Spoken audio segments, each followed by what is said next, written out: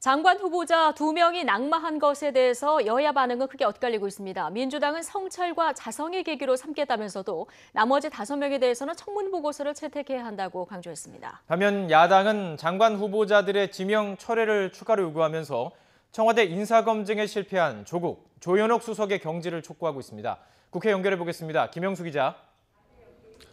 네, 국회입니다. 네, 2명이 낙마를 했고 5명 후보들의 인사청문 보고서 채택 여부가 관심인데요. 오늘이 청문 보고서 채택 시한입니다. 전망이 어떻습니까? 네, 말씀하신 대로 오늘이 장관 후보자들의 인사청문 보고서 채택 시한입니다.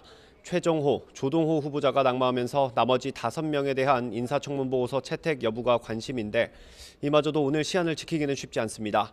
더불어민주당 이해찬 대표는 두 후보자 낙마는 안타깝다면서 앞으로 엄격한 검증 절차를 위해 당정 협의를 충분히 하겠다고 강조했습니다.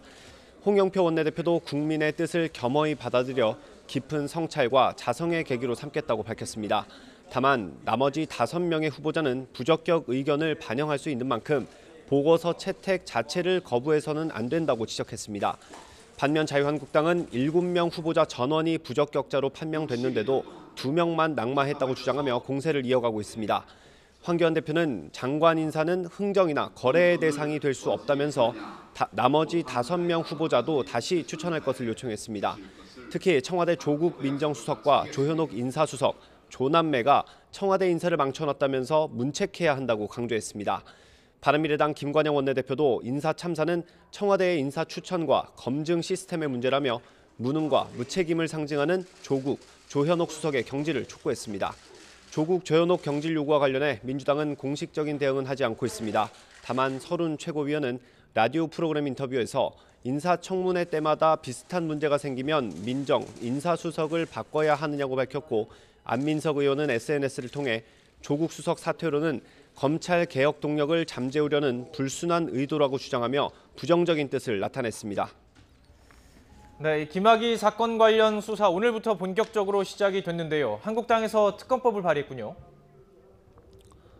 네, 그렇습니다. 자유한국당은 오늘 아침에 김학의 뇌물수수 등 사건의 진상규명을 위한 특별검사 임명 등에 대한 법률안을 제출했습니다. 한국당은 앞서 주장했던 환경부 블랙리스트나 손혜원 의원 특검 등의 조건 없이 일단 김학의 사건에 대해서만 특검법을 냈습니다. 한국당은 법안 제안 이유에서 대검 과거사 진상조사단의 조사가 편파적으로 진행되는 만큼 공정성을 담보하기 어렵다고 주장했습니다.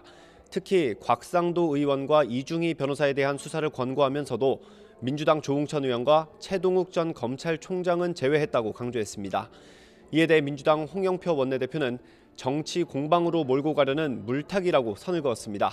특히 한국당 황교안 대표를 향해 당당하다면 더는 방해하지 말라고 경고했습니다. 바른미래당 김관영 원내대표는 법무부 장관이 특별수사단을 구성해서 수사하는 것 자체에 공정성에 의문이 있는 게 사실이라고 밝혔습니다.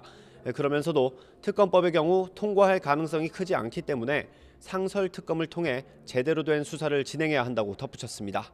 지금까지 국회에서 전해드렸습니다.